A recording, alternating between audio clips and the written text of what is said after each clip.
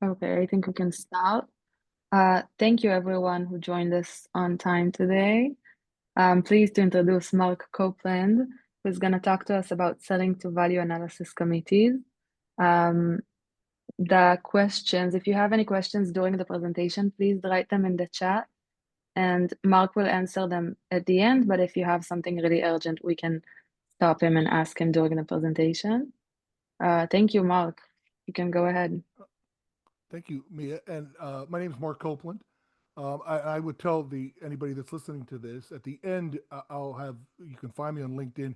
If you have a question that's more specific or we don't get to it, please connect with me. Send me a DM and I'll get you an answer to whatever your question is. My goal here is to sort of help, particularly inform what's happened in the United States healthcare. That a lot of the United States healthcare sales organizations are still haven't figured it out. And so I'm a 28-year healthcare salesperson. I was in pharma, biotech, and then 21 years ago started selling medical device into hospitals. I started with implants. I've sold sort of everything soup to nut. I've sold in operating rooms, ICUs, ERs, NICUs, floors, and so and always with small companies. So one that did really spectacularly well, and then others that were jury's still out. So I'm a kindred spirit in that I'm like to say the people on the other end of this who may be inventing things or bringing things to market and want to commercialize in the United States. I'm usually the type of person that you then hire to go sell your product into these ambulatory surgery centers, hospitals, and healthcare and health systems. So, uh, and I often call it the path of most resistance for those of us. So I'm here to talk today about how selling in U.S. healthcare is completely different than what it was even 10 years ago, and um, what you need to do about it or be prepared for in your case. And it's value analysis committee. So I don't know if anybody, if you guys want to put in the chat that if you've ever heard of value analysis committees, you also hear them called VAT, value analysis teams. Um, and there we'll explain everything we can about them. We'll answer all your questions and we'll talk about if you're not careful, they'll stifle your growth. But like any good salesperson, I'm going to use a story to describe this as a narrative as to what you guys are up against, and it's a weird story. So in 1944, in World War II, the United States spent $3 billion creating the B 29 Super Fortress high level precision bomber. It could fly farther, longer, uh, bigger payload with more advanced weapon systems than any plane ever had had. And in probably, it might have been the most advanced technology on the planet of its time in 1944. Just for example, the United States spent $3 billion on this. They spent 1.8 billion on the Manhattan Project. That's how much time, brain power, effort, and money was put into creating something that was clearly better and clearly a technological advancement. Only there was one problem. United States pilots could not put this plane over Tokyo, which was part of the industrial center of the Japanese fleet and military. And they would typically fly at 35,000 feet at during the day and precision drop through a bomb site. And what these pilots didn't know that they were hitting at the time, we actually didn't learn about the jet stream for another 10 years because no one had ever flown at 35,000 feet. And the pilots could not put this unbelievably advanced technological specimen where they needed to get it. And this guy on the right, Curtis LeMay's famous Bombs Away LeMay, changes everything. He says, I don't know what's happening up there. He's a pilot. He says, we got to change what we do. We have to change our strategy, our tactics, even the ordnance we deliver to do our job. And this is a presentation I give to a lot of sales organizations because we have to change what our strategies, our tactics, and even the ordnance we drop. And I will draw parallels to this. So these guys decided in mid early 1945 to fly at 5,000 feet at night. They took every single gun off the plane so that they could pack, instead of precision bombs, more napalm into this to drop. Now, this is not a discussion of the ethics of this, how this war was won or lost. But what LeMay did was completely against what everybody had been trained, and he did things completely differently. And this is what I urge sales organizations to do, because I've had to make this change over the past 10 years selling into these health systems. So I'm not suggesting we napalm anything, but I am suggesting strategy, tactics, and ordnance will probably need to change in our thought, our mindset. So here's today's agenda. We're going to talk about the history of these value analysis committees. Every single health system in the United States deploys one, and why they exist, what their current process is, why companies are really struggling with it. We estimate that 5% of all new product requests, regardless of whether you're Stryker or some company you've never heard of, are get approved. 95% fail. We're not getting our technology where it needs to be. Who's on this team? What matters to this team? This value analysis committee, or VAC, I'll call it for short today. Who should deliver the message to them? What they should deliver, the ordinance, if you will. I'll show you an example to just give you a taste of it. And then I often do this for sales forces, but I would say, like, what can sales forces start to do tomorrow to get better at this, to change these things? So I have a sort of a quick hit list at the end. My goal for you folks is really to tell you about the headwind that you might not even know exists. This is the jet stream in the United States right now that, and I'll show you why it's occurring, but you might not even know what it is. And then I'll try to demystify it for you. I'll help give you a strategy and some tactics, a different ordinance. But I'm going to ask you at one point during this to consider changing. I have to do this with salespeople. So I can only imagine founders and inventors, how hard this number 4 is at points you may need to stop thinking about how great your B29 Super Fortress is and figure out how you're going to solve the problem for a new audience, this value analysis committee. I'm going to show you sort of how to do it, what it looks like, how I do it, and hopefully it gives you a heads up. So what the heck, what has changed so much in the United States in healthcare that has caused the need to have a completely different value analysis process? And I'll explain what it used to look like and what it looks like today. So healthcare in the United States used to be regionalized. I would call it mom and pop.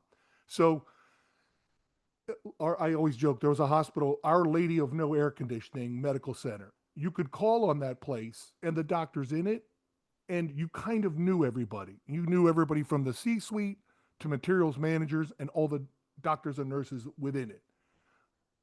And those doctors could get whatever they wanted pretty much. If you came in with a new time machine, they would say, hey, I want to use this. I have patients I could use this on Tuesday. And you walked in, you handed them a price, and you started using it Tuesday.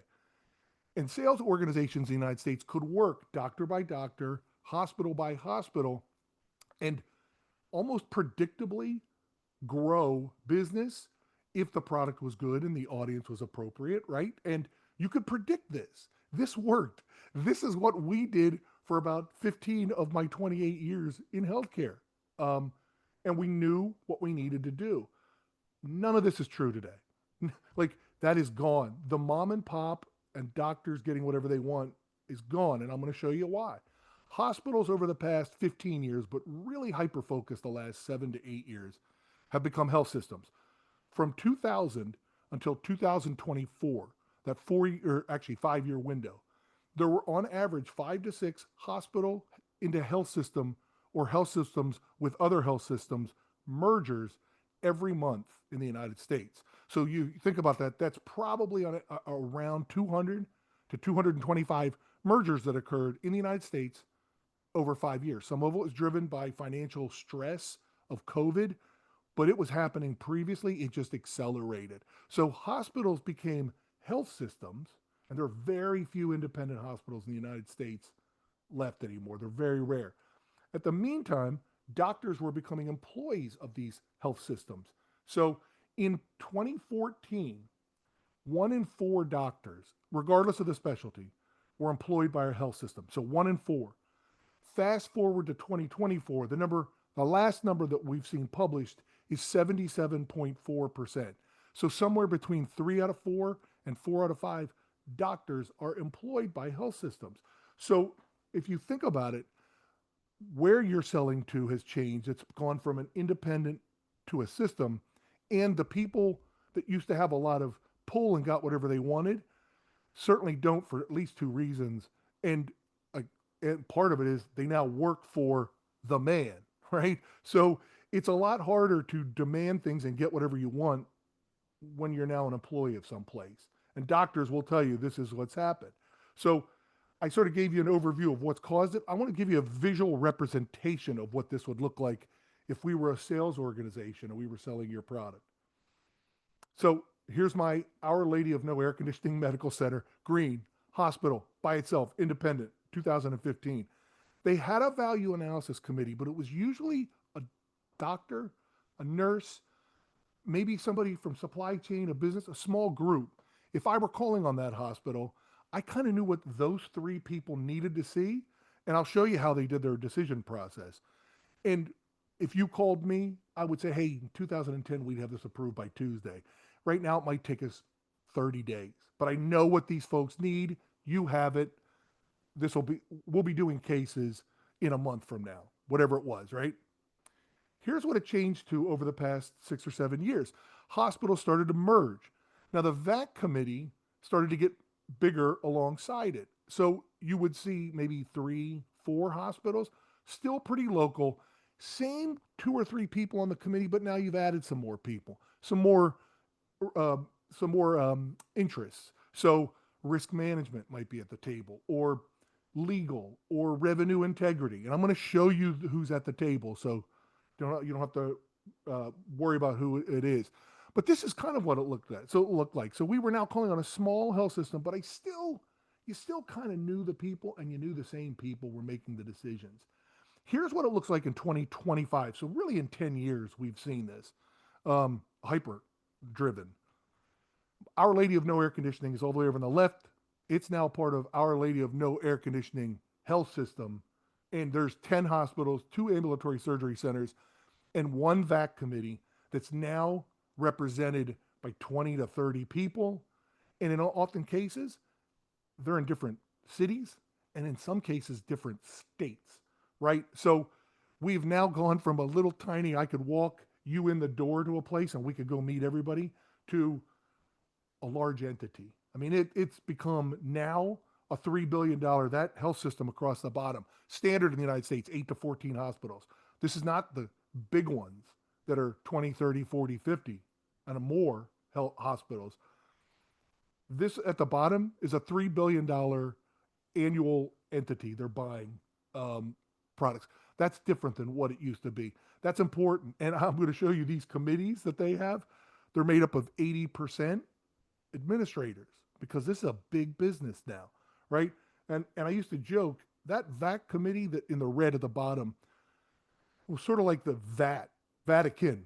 Like, people would submit a new product in Baltimore request and wait for the white smoke in DC to come up and say, hey, you're approved. And you might not hear about it for 9 to 12 months because of the process and the bureaucracy it has to go through. And like, this whole thing has changed dramatically in 10 years, as you can imagine. So here's what it used to look like. And I'm going to use the operating room. I have experience there, but there's a more important reason to use it. It's because if you ask people in the ER, ICU, they think the operating room still gets whatever they want. And that is not the case. But here's what it looked like 15 years ago. Mark, the sales rep, would call on the surgeon. Surgeon would say, Mark, I like what you have. I want this. And that surgeon would call the director of perioperative services, the person who runs the operating room, and say, hey, I want Copeland's Fetzer valve. I want to have that. What do you need from him, right? Perioperative services would sit on that little committee. They were usually in that little value analysis committee of 2 or 3 people. And they'd say, how important is this doctor? He brings a lot of revenue in, and he's a good guy. And like, we all want to work collaboratively. We're all in the same building. Yeah, Mark, your product's approved. That's sort of how it went, right? But you'll notice they focused on how important is the doctor? How much revenue does he or she bring to us? And then they would just say, yeah, give him his toy, is what some of them would actually say. Here's what it looks like now. Mark talks to the surgeon. Surgeon now says, Mark, like, I like this thing. I could use this thing Tuesday, but you got to get this approved. And I'm not able to do it. And I'll show you why shortly. So you got to take this to Jenny, who's my service line coordinator. Jenny is the one who puts all these things into the portal. You'll hear the terms green light, Lumiere. And I go talk to Jenny. And by the way, Jenny's in scrubs in the OR. Jenny's circulating in an operating room because they're short staffed. And she's like, Mark, don't even bug me with this right now. And I'm going to tell you right now, I'm not wasting anybody's time, including mine. If you're not on our if you're not on our contracted vendor, if you're not on our GPO, if your price isn't cheaper, there's no way anybody's going to approve you. I'm just telling you. Now, I'm persuasive. I talk, Jenny, come on, listen, it's me. We've been here for a long time. I'll do most of the work, but we got to get this submitted. And she's like, all right, all right. And she submits it. And supply chain immediately calls and goes, hey, is Copeland's company on the contracted vendor? Are they on our GPO? What's the cost of his time machine, his Fetzer valve, you know? And they're like, yeah, no. Or worse, they just ignore it. Supply chain has inserted itself, and some might say hijacked this process. For better or for worse, this is now the process. And if you somehow get through the surgeon thinking he can't get it approved or she can't get it approved, the coordinator who doesn't want to do it barely has time because they're understaffed, and you somehow get past all this stuff with supply chain, now you go to this value analysis committee. And the first things they're asking is, well, does this improve patient outcomes? Where's their proof? Do they have data? Does it help our strategy? Does it decrease our risk? Does it make us money? Does it save us money? Does it cost us money? What's it do with our money? Does it help us do more with less, or at least do the same with less? Like, those are different discussions than, doc, this is great for your patients in these types of procedures or in the ER. You get, like, they're completely different. And you have to, we as sales, this is what salespeople in the United States right now struggle with this a little bit, because we've been trained to be able to talk and think like doctors forever. Most of us haven't been giving much business training. And for us to make a business case, it's not something we typically do. And now we have to give it to a different audience. And I'll show you who I think that audience is, because here's the even more of a difficulty. I have not stood in front of a value analysis committee in about 12 years. I don't think I'll ever be standing in front of one again. Value analysis committee, the people over on the right, they're not interested in having vendors there. They want their people to come in and present why should the health system invest in what it is you're looking for. It's not unreasonable. It's the way Home Depot buys. It's the way Coca-Cola buys. But we're now talking big business in the United States. And this is something that frustrates a lot of people, but I'm telling you, this is a splash of cold water in the face of a lot of people. Your key opinion leader, your champion, is a rounding error. And I'm going to show this to people. On the left is the big, busy, orthopedic, high margin, high profitability surgeon who was the surgeon at Our Lady of No Air Conditioning, which Kaiser Permanente bought 5 years ago. That $10 million of revenue that he brings in annually on the left. On the right, how's that compare to Kaiser Permanente's $373 million of revenue they did today? That's Kaiser's revenue today. And on the left is that big, busy, important surgeon who gets whatever he or she wants for $10 million a year. They're a rounding error. Surgeons don't like this, but they know it's the case. They're really struggling. Now, I joke, hey, your caseload and the revenue you bring in, that's the coffee budget for Common Spirit. They don't like that, but they know it's true. Okay? So understand, this is the way this has changed. I can't just walk into a surgeon anymore and the surgeon says, I love this, bring it in. Those days are deader than Elvis. So what we're going to do now is I'm going to take a drink, and then we're going to show you who's on these committees, what's the process, and what do they want to see. And then we'll end up taking, I'll show you a business case I did briefly, and we'll show you how we do this. Okay, so here's your standard value analysis committee. I'm going to take my drink first. And if you notice, it's really not, it's not people, it's kind of departments, or that are represented. And we want to be able to speak to, if we can, this audience. Okay. So, and you'll notice a lot of the folks at the top, these folks are not doctors. Many of them aren't nurses. And their domain expertise is business or supply chain. Supply chain buys, they're not the business people that I'm going to be talking about. And as you get to the bottom, you start to see more clinical people. But on average, it's probably 75% of the people on these value analysis committees. And I'm glad to send this to anybody. It'll be on the slides. Like there's there's no hiding here. I'll make sure everybody has this, but you can see we're selling to committees, right? We're doing different things. And people think sometimes, oh, how about ambulatory surgery centers? Well, I will tell you, ambulatory surgery centers, even if they're owned by doctors or now owned by the big health systems or owned by big ambulatory surgery center conglomerates, they do the same thing. They just don't really call it value analysis.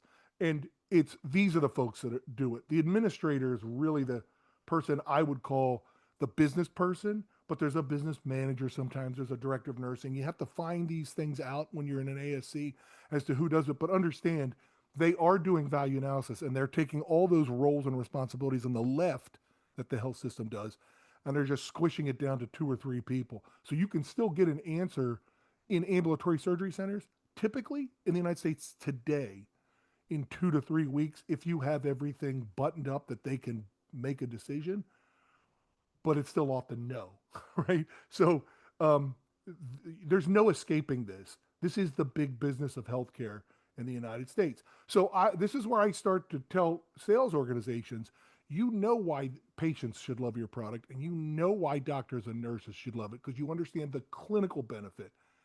But why would an ASC or a health system care about your product? What's it do for them? And this is not something we typically had to do in the past. And this is like we want to be able to try and find the value of your product. And here are some of the things that, generally speaking, across the United States and probably globally, these are the things, some of the things that keep the health system up at night, right? And their leaders. Patient outcomes always. Workflows is a really big thing in the United States right now because we're sort of short staffed. It seems like everywhere. Every department, every resource seems to be running at maximum capacity from a staffing standpoint. And this is by no means a complete list. It's just an example of both KPIs that matter in different parts of the health systems and then more qualitative things.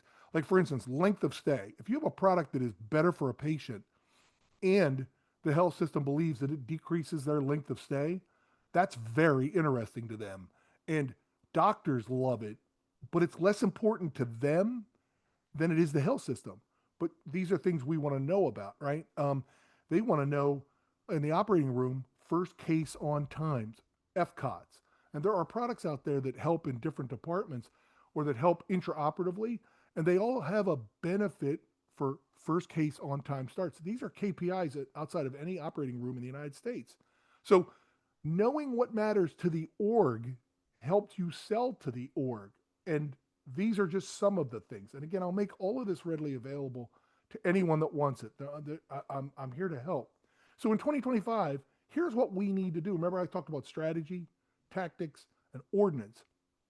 We need to make a great clinical case, which damn near every med device company on the planet does. Like, I'm still astounded by the things that I see, like people like you guys are creating. I'm just astounded by it. And many times they have awesome business cases, but now we have to make sure we're delivering them to the business people. And that is not supply chain, just as an aside. You can put a pin in that if somebody wants to ask me about that. Supply chain buys things. They're not the business people unless you maybe can talk yield to them. Then they kind of understand. But that's not their domain. I'm going to show you who the business people are. But this is what we need to be able to do today, on top of having a great clinical case for clinicians. So nowadays, here's my technique that I teach, and it's actually what health systems want. By the way, there's nothing untoward here. I'm the sales rep in green. I talk to a surgeon. I'll use the example again, but I've done this in the ER, the NICU, the ICU, in different hospitals and health systems up and down the East Coast of the United States. And if we go back to 2010, the surgeon goes, "Oh, I like this. I'm going to let the perioperative services director know." And I don't want them to sell it to him. I want the perioperative services director to say, "I'll talk to Mark. I want to understand this thing." And I'm actually better served if I have multiple surgeons that want it, okay? Because that's groundswell. But when I go talk to that perioperative services director, these are the people that I call the clin biz because they're where the clinical value of your product and the business rationale behind it, that's the confluence of the two. So don't start saying clin biz and looking for clin biz on LinkedIn. I made the term up, right? It's not generally accepted, but it's the term I use because this is the person that understands, oh, I understand that surgical technique, or I understand the ER, why we need to be able to do something for these patients, because they're usually nurses. They've typically been promoted once or twice or three times. They're in charge of the business of that service line or of that unit. So the clinical director in a NICU is in charge of the business of the NICU, and their product is great outcomes in patients. If you think about it that way, right? And when the perioperative services director in the OR or the clinical director in a NICU or the clinical director in an emergency department likes your bed, your software, your implant, your whatever it is, they know how to make the clinical and business case to the VAC team. And they're a much better delivery mechanism to that VAC team. And if you'll notice, when we do this, they get VAC approval because they know what matters strategically and clinically and financially and operationally to the leadership of the health system. And then supply chain calls you and says, hey, we need your VAC pack. We need to do due diligence. We need your 510K, like sort of the resume. We need that information. But this is the process that I urge people to use. Supply chain will be involved and will be involved pretty early, but they use veto, I think, frankly, irresponsibly. I'm not going to let them veto something because we're not going to put it in front of them until I'm ready. Okay, so here's what we must have. We need ultimately an executive business summary. Now, you may laugh because a lot of you are business people. This is the way you buy software, decide to hire more staff, build a lab. Like you look at it from a business person standpoint. And I would say this is the same thing. It's just med device reps have never been trained to do this. And we're going to be talking, we urge people, talk clinical to business and business to clinical. But nowadays, we also still have to be great talking clinical to clinical doctors that, be able to talk to doctors and understand what their deal is or their nurses, their problems. But we also have to talk some business to business people. And this is how we do it. And I bucketize it. So if you're a baseball fan, I call it a home run executive business summary because there's 4 buckets and they're in orange. You have to have a great clinical case. You have to have something that helps patients. If you don't, you might as well get off the webinar. Like it doesn't matter. So that is still the prime directive. But now we want to be able to bucket it as well into operational. Does it help us do more with less? Does it help us save FTEs? Does it help us satisfy surgeons? That's one of our key strategies. Or retain nurses. That's a key strategy. What's this going to cost us, right? That's the financial bucket. Does it have a return on investment? Does it save us? What's the total cost of ownership? If you think this way, you are well ahead of many of the medical device salespeople and leadership in the United States. And I always urge you to say, this is where I was saying problem versus product. I don't want people thinking, I want to get my product approved. I want places saying, we have such a problem that I hope Copeland's product helps us with this. And I'm talking about on my executive business summary, I lead with the problem. We currently are having a hard time hitting our FCOTS KPI. We're not able to get cases started on time. Our turnover time is 29 minutes. We're trying to get it down to 21.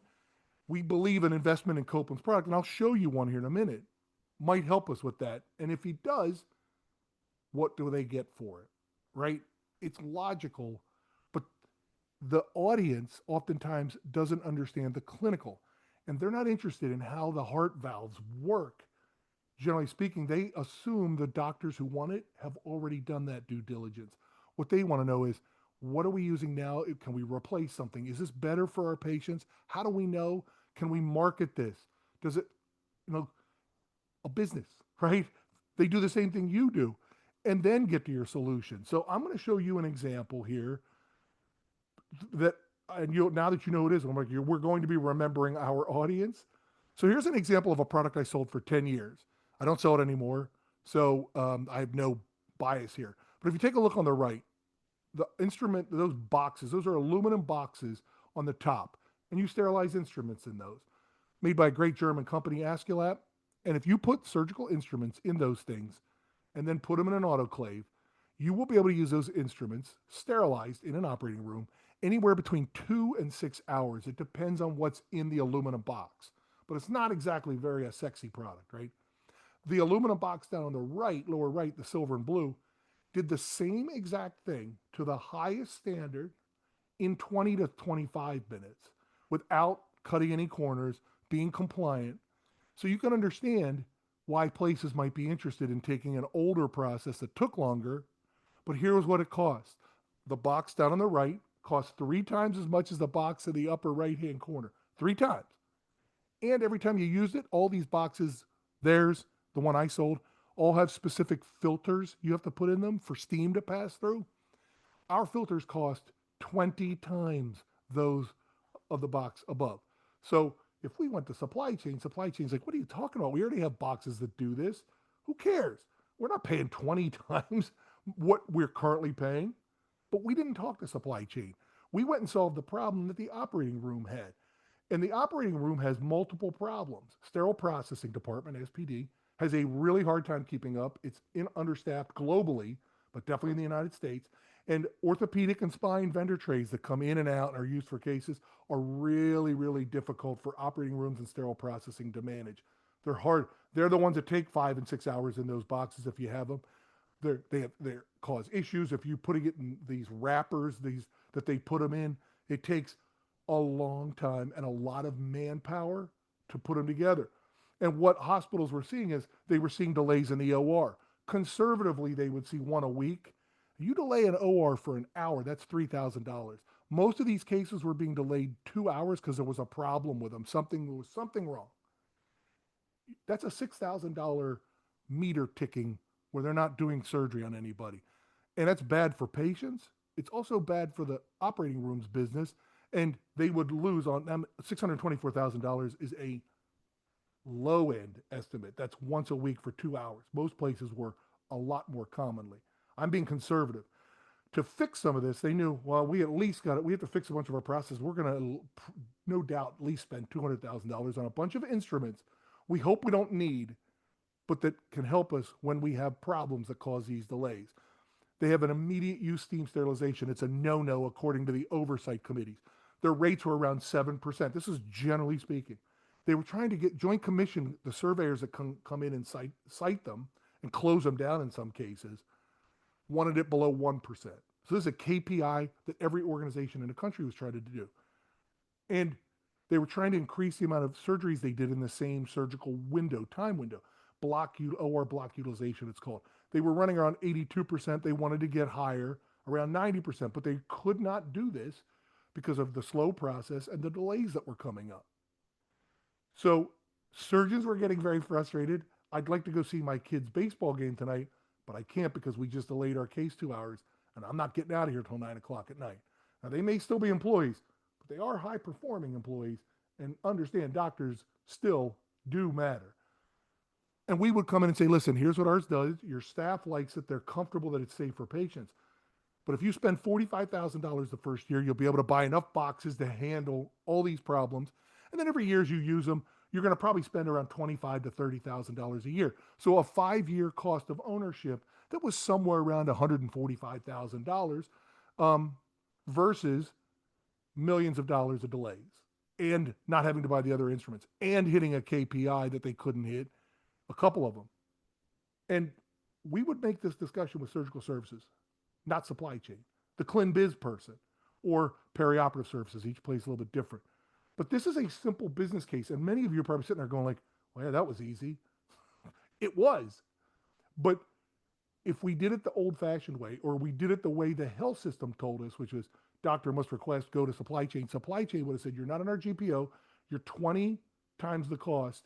We already do this. No, thank you. And that's a bad business decision. The clin biz person, surgical services leaders, nurses who run the business of the OR go like, please tell me we're doing this. And They were, and they would invest, and they were thrilled that this would do it because it did deliver this kind of business case while keeping patients safe. And you could make a case that patients were safer because their procedures were done on time, which is like is proven. The later in the day you get, outcomes decrease. But we couldn't make that kind of claim.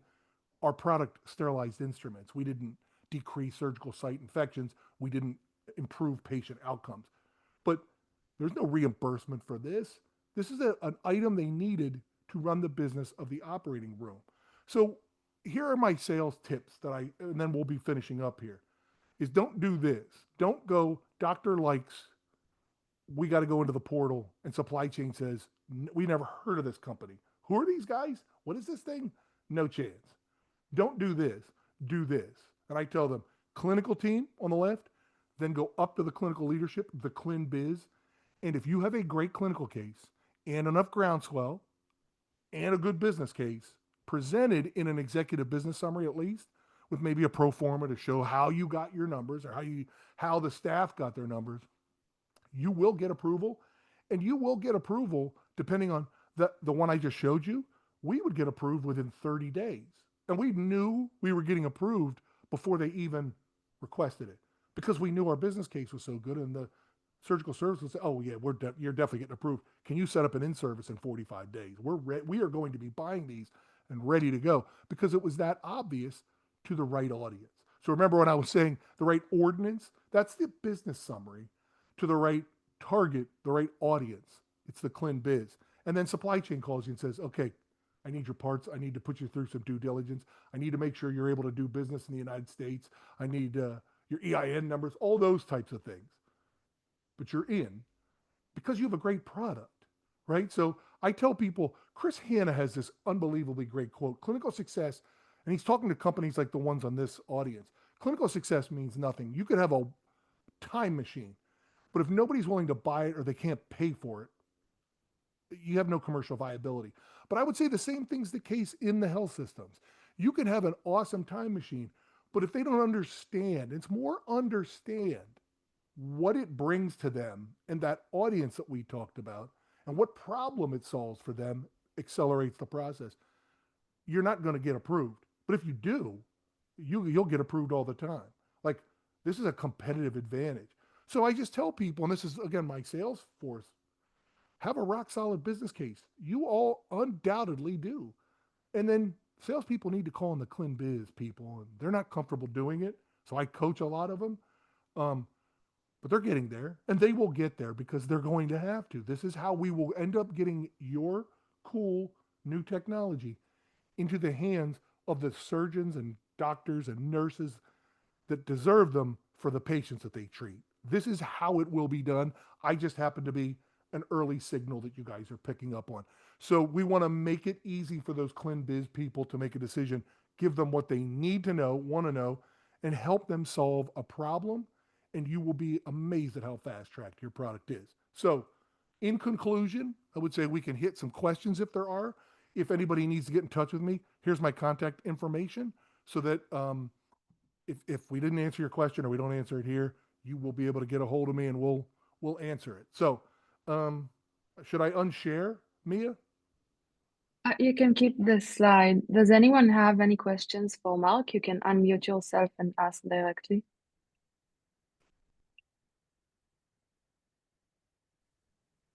Hi, Mark. Thanks for that amazing presentation. It's someone who recently had a conversation with a retired chief medical officer of a hospital. It really hits home some of the conversations I had with him. Where do you where I'm seeing a lot more kind of like innovation teams in X specialty popping up inside hospitals and hospital networks. Where do you see that conversation with the innovation team of a department in your flow? Yes, they're starting to get everywhere. Partly the rationale, to my understanding, from what some of these innovation teams have told me, is they felt like they were sort of being taken advantage of by med device companies they would do pilots of whatever the tech is, and then the company would run around and put Mayo Clinic's logo on their website or say, "Hey, we're at Mayo," right? And they sort of felt like they were taking advantage of it, and so they've returned it, and they're trying to get another bite of the apple and saying, "Hey, wait, there's value in using us. You're either going to pay for it, or we might be able to get a piece of your company," right? They're a potential investor, so you'll see them at LSI. I'm sure that I'm not breaking any news to the audience. Here's what I've seen with some inventors and early entrepreneurs, a couple of companies who I'm working with, is they get a little spellbound by it, and that innovation team has great titles, and they're helpful, but you don't tend to get customers out of it, right? And as a salesperson, um, I want happy customers. A lot of that stuff is like fireworks, but it's not necessarily customers. It's great on a slide for investors, but when the investors say like, "Okay, cool, is Mayo Clinic buying?" A lot of times the answer is like, "Oh no." They're piloting it because they want to kick the tires on it, and then as soon as the trial's over, you might be out, right? Um, and so I'm seeing a lot of that. So I would say understand, from my perspective, they serve a great purpose. Understand what it is, but also don't confuse it as a great customer. They might end up being a customer, but I see a lot of people putting more faith in that than I would, than they should. So I would be cautious. Just know the priorities of it, and don't confuse the two. Now, hopefully that answered, because I think it's a really good question, and I wish I'd advised a couple of companies I'm working with now who kind of did think it was something that it was not. An easy way to get in. I think it's valuable though, so hopefully I helped. Anything else?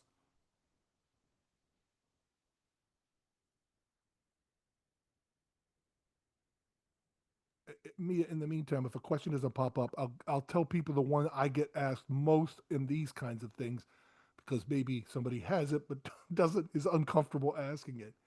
Is should they just start calling on the ClinBiz people directly instead of the doctors? Because I should, and I toggle back and forth on this, but I would say no, because the first thing the ClinBiz person asks is, "Oh, which one of my doctors is actually interested in this?" So you want to come to them. You can either ask that person for permission to then go talk to the doctors, which is I've done, but you really want to come with clinical validation or clinical like, interest before you do that. Generally speaking, but I urge companies, if you're bringing in doctors as KOLs to sort of, you have them as advisors, as you should, I would advise you to get a couple of those ClinBiz people in and use them as a KOL and just say, what is it that you would need to see? Because this process seems like it's changed.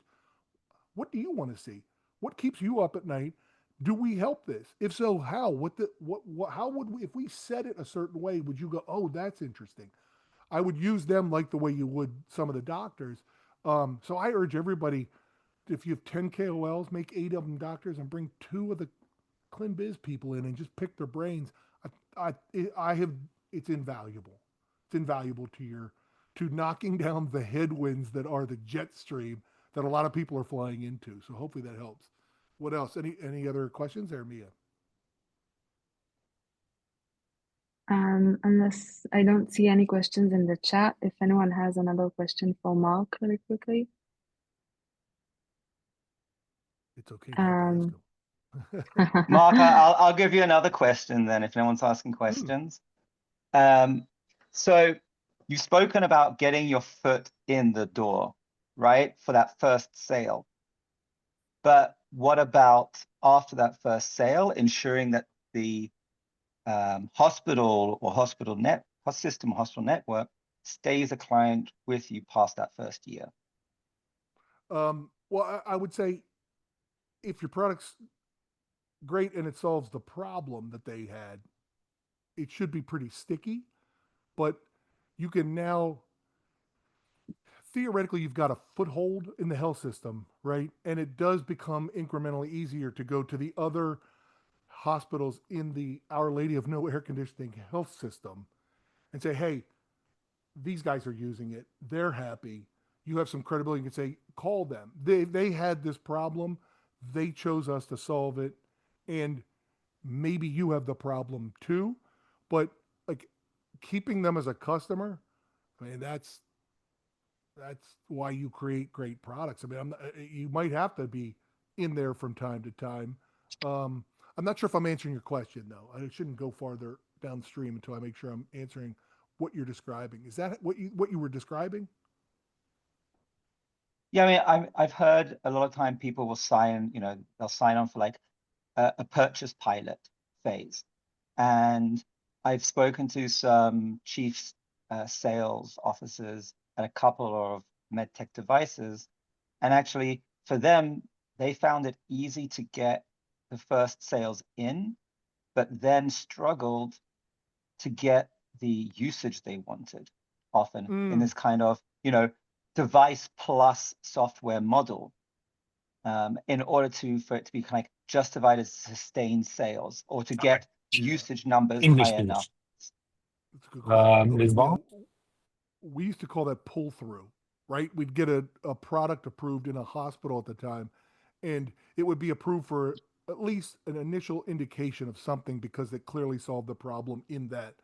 And then, but then your job as a good salesperson, and I see a lot of med device struggling with this. I don't know the people you're talking about, so I hope they're not, I'm not assuming it's them, but it's now it's pull through time. Now it's, hey, are we solving your problem? Did this help you with community acquired pneumonia patients? Are you happy? Okay, great. Then how about these infections that are coming up? And it might make sense there because of A, B, C, D, and you start to you have to get in and then proliferate. You can't just get a toehold, because that's how I would describe those. Toehold, and then think that the customer is just like, oh my gosh, this is so wonderful, we shall use it for everything. That's not how customers buy, and that's certainly not how doctors and nurses tend to think. They algorithm. So they're like, I'll bring this in. Your product helps us in really heavy set patients. It works great in everybody, but I'm going to use it in heavy set patients because they're really difficult. They're like, cool, but you can use this in everybody. And they're like, yeah, I'm just going to use it there. That's where it's great. But in 6 months time, if I'm doing my job, I'm saying, hey, I know you're happy. It's like, patient's doing great. Yeah. You might want to consider it here as well, because you're going to see some of the same benefits. And that second step is something pharma taught me years ago that I don't see in med device. I sort of see as much. I see them thinking, oh, we got it in. They'll automatically start using it more. And that's not how customers' brains think. They think you solved my problem. Thanks. Awesome. And it's our job to go in and say, let's exacerbate a little pain somewhere else that we solve. They might not even know it. Much of it's latent. And I don't know why that is, but I do see what you're seeing. And I'm going to tell you, that's a sales strategy and technique problem. That's not your product's fault. They're not pulling it through in my never to be humble opinion, it seems like. I see we have, thank you, Mark. I'm sorry. No, I was just saying hopefully that helped. I'm sure it sounded like it did. We have time for one final question. I see one in the chat that I think might help. It's BioDead. He asked, assuming my product could be used by more than one department, does that make any change regarding how to approach the value analysis committee? Yes. If you're crossing specialties, I would try to get representation from all the specialties that you address for a multitude of reasons. It's frankly, I mean, first of all, theoretically, you're helping more patients, like a broader swath of patients, and that's why we're all in this. But it shows that different specialties with sort of different clinical requirements are all going, hey, no, this would help us. It might help us upstream and to those guys downstream. And it gives validation of your product, because that's one of the first things they ask. And when we do one of those executive business summaries, I urge companies to put on who are the doctors and nurses and what facilities have seen this and said, boy, we'd like to have this if you can get it approved in this health system, because you've got some groundswell. So it's a strategic choice you have. Say like, well, maybe we should just go with these folks right now and then go get that other department later. But you're to maximize your opportunity, the more departments you can say, yes, they like it. Yes, they like it. They're okay with it, or nobody's against it. When you then submit, the way you will get approved much faster because you have much more credibility. And they want what they call, you hear this term, system wide. They would love to have system wide pathways of care that are the same everywhere, because that's a quality mindset.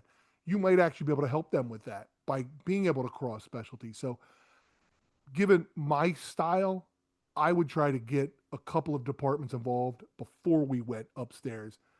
But you could make a case to go one by one. So it's just my preference, frankly. I know your options are better if you have more departments who say, thumbs up to this thing. We want this. So hopefully that helped. Mark, we have a few more questions in the chat. If that's okay with you, would you mind me reading them also?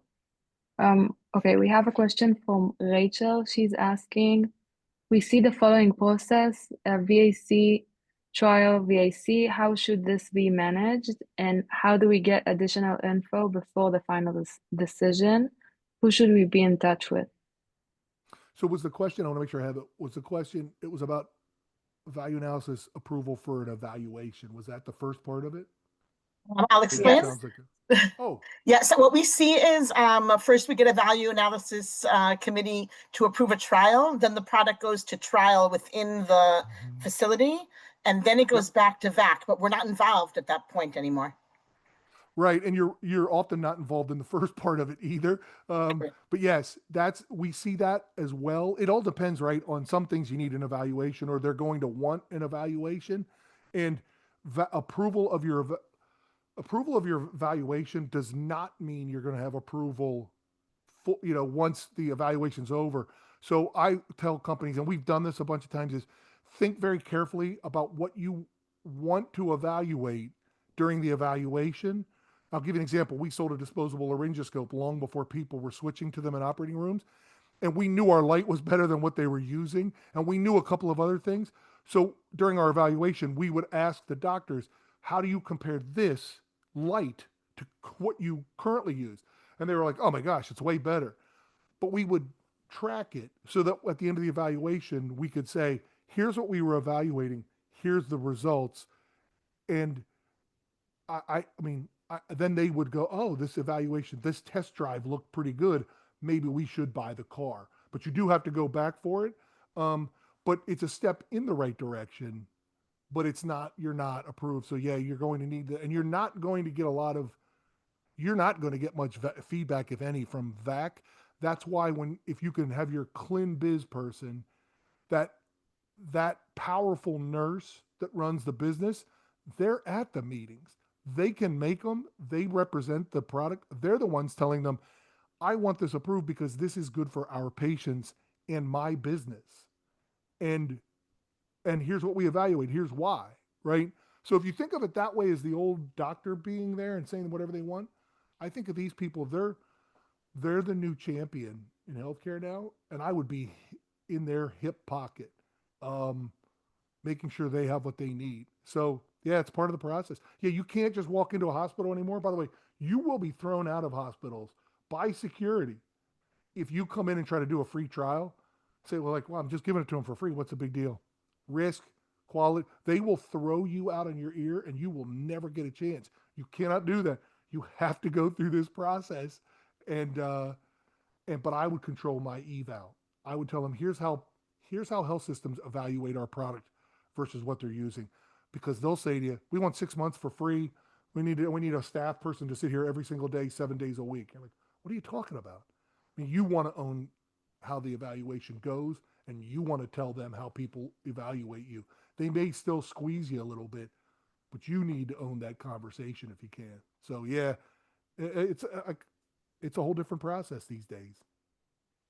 Okay, thanks. Thank you. Thank you, Mark. That was a great webinar. I'm sure it was very valuable for everyone.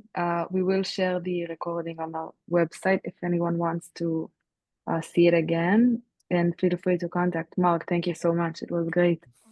Mia, thank you for helping me, and Ariel, thank you so much for you guys. Thank you guys for inviting me, and I'm here to help. Anybody wants to reach Thank you, out, Mark. just let me know. Thank you guys so much. Best of luck. Keep coming up with cool products. We need them. Thank See you. you. Thank you, Mark.